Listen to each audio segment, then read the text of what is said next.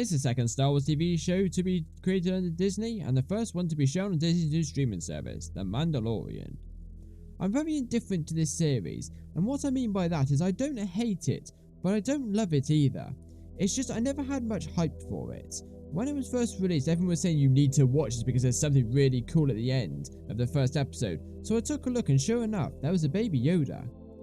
So, what happens? After the fall of the Empire, a Mandalorian bounty hunter is tasked with a mission by them to find an asset on a nearby planet, and this asset turns out to be a baby Yoda.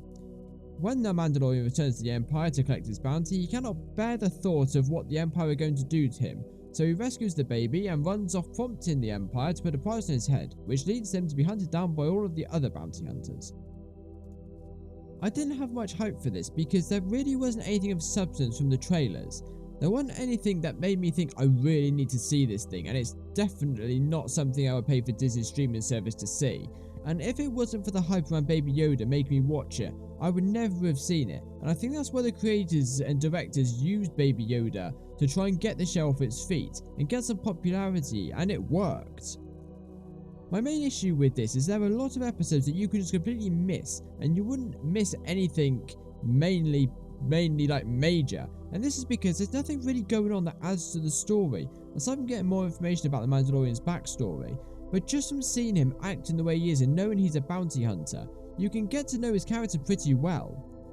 This is the issue that I had with Star Wars Rebels, where you have one story after the other, and they're just smaller stories in a series, but they don't link together at all. In the Clone Wars, for example, you have the Umbara arc as an example of this, which delves deeper into the psyche of clones and tells you how they feel, and this is revisited a few times in the series, which is nice to see.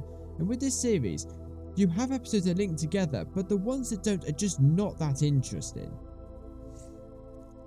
Now, I personally think the only reason why people like this series is because of Baby Yoda, and that is the reason why he is there, just to satisfy people, and it works. Because it works, you are so focused on Baby Yoda that you don't take any notice of how good or bad the rest is, because you just want to see more of it. And I personally think that if Baby Yoda wasn't in this series, then people just forget about it just like that. But again, I don't hate this show because there are some good parts, and the parts that are really cool to see. The scene where the Mandalorians are attacking the other bounty hunters whilst Mando escapes is one of the best scenes in all of the series, but the episodes that are just a little dull are not really worth watching. But if you like it, good for you, and if you don't, I can understand your viewpoint, but for me, this series is one that I could easily do without.